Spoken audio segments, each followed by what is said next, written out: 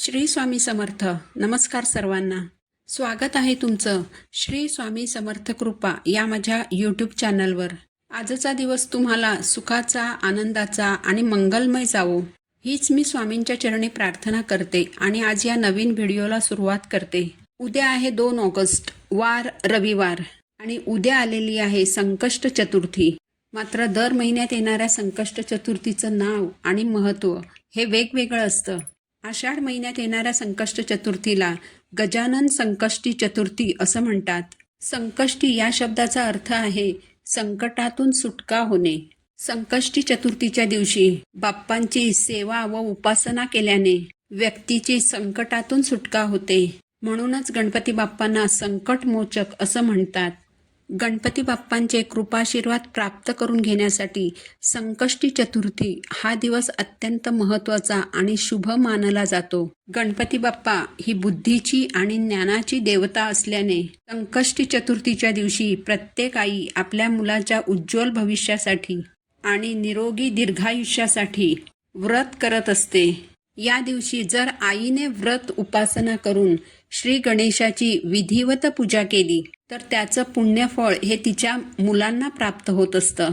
याचबरोबर या दिवशी श्री गणेशाची पूजा केल्याने आर्थिक समस्या दूर होतात आणि घरात सुख, शांती, समृद्धी येते. धार्मिक दृष्टीने हा दिवस अत्यंत शुभ मानला जात असल्याने या दिवशी ज्योतिषशास्त्रातील काही प्रभावी उपाय आणि सेवा केल्या जातात. आज या व्हिडिओमध्ये मी तुम्हाला एक अतिशय प्रभावी असा उपाय सांगणार आहे. उद्या रविवारी संकष्टी चतुर्थीला तुम्ही उपवास नाही केला तरी चालेल, पण उद्या संध्याकाळी घरामध्ये तुम्हाला 3 वस्तू कापूरसोबत जाळायच्या आहेत, ज्यामुळे घरातील वास्तुदोष, मुलांना झालेली नजरबाधा, दारिद्र्य नष्ट होऊन घराची, मुलांची, पतीची अगदी भरभरून प्रगती होईल. तर अशा कोणत्या 3 वस्तू आपल्याला उद्या संध्याकाळी कापूरसोबत जाळायच्या आहेत, कोणत्या वेळेत हा उपाय करायचा आहे, याबाबतची संपूर्ण माहिती आज या व्हिडिओमध्ये मी तुम्हाला सांगणार आहे. यासाठी तुम्ही व्हिडिओ शेवटपर्यंत पहा. चॅनलवर नवीन असाल तर सबस्क्राईब करा आणि असेच माहितीपूर्ण व्हिडिओ पाहण्यासाठी बेल आयकॉनला देखील प्रेस करा. तर बघा, काही विशिष्ट तिथींच्या वेळी जर आपण घरामध्ये कापुरासोबत काही वस्तू जाळल्या तर घरातील सर्व दोष जे आहेत तर ते दूर होतात. आणि ज्योतिषशास्त्रानुसार चतुर्थ तिथीच्या वेळी जर आपण हा उपाय केला तर आपलं घर हे पितृदोषापासून मुक्त होतं आणि घरातील वातावरण मंगलमय राहतं. जर घरातील मुलांची शिक्षणात प्रगती होत नसेल, घरातील मुलं जर सतत हट्टीपणा, चिडचिडेपणा करत असतील, मुलांवर सतत काही ना काही संकट येत असतील, घरामध्ये सतत आर्थिक समस्या उद्भवत असतील, तर हा उपाय तुम्ही उद्या संध्याकाळी 6 वाजल्यापासून ते रात्री 12 वाजेपर्यंत कधीही करू शकता. पण जर हा उपाय तुम्ही उद्या संध्याकाळी 3 सांजेच्या वेळी म्हणजेच दिवे लागणीच्या वेळी जर हा उपाय केला तर या उपायाचा आपल्याला खूप अधिक पटीने फळ प्राप्त होईल. कारण या 3 सांजेच्या वेळी आपल्या देवघरामध्ये आपण दिवा लावत असतो. या वेळेमध्ये आपल्या घरामध्ये लक्ष्मी प्रवेश करत असते आणि या वेळेत सकारात्मक लहरी जास्त सक्रिय असतात. म्हणून जर तुम्हाला शक्य झालं तर संध्याकाळी 6 वाजल्यापासून ते रात्री 8:30 पर्यंत हा उपाय करण्याचा तुम्ही जास्तीत जास्त प्रयत्न करा. अगदीच तुम्हाला शक्य नसेल तर तुम्ही रात्री 12 वाजेपर्यंत देखील हा उपाय करू शकता. त्याचं देखील तुम्हाला शुभफळ प्राप्त होईल. तर उद्या संध्याकाळी हा उपाय करण्यापूर्वी सर्वप्रथम तुम्हाला तुमच्या देवघरामध्ये गणपती बाप्पांसमोर शुद्ध गाईच्या तुपाचा एक दिवा प्रज्वलित करायचा आहे. धूप, दीप, अगरबत्तीने बाप्पांना ओवाळायचं आहे. यानंतर तुम्हाला मातीची एक पणती घ्यायची आहे किंवा तांब्याची एखादी प्लेट तुम्हाला घ्यायची आहे. कारण मातीचं किंवा तांब्याचं भांडं हे पंचतत्वांपासून बनलेलं असतं. यामध्ये सकारात्मक लहरी खूप जास्त प्रमाणात असतात. म्हणून जर तुमच्याकडे तांब्याची प्लेट नसेल तर तुम्ही मातीची पणतीच घ्या.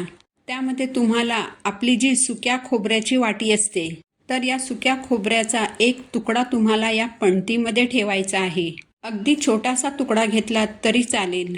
यानंतर 2 कापूर वड्या घ्यायच्या आहेत. बघा, कापूर हा अत्यंत शुभ आणि पवित्र मानला जातो. म्हणूनच दररोज सकाळ संध्याकाळ जेव्हा आपण आपल्या देवघरातील देवांची पूजा करतो तेव्हा घरात कापूर हा आवर्जून जाळत असतो.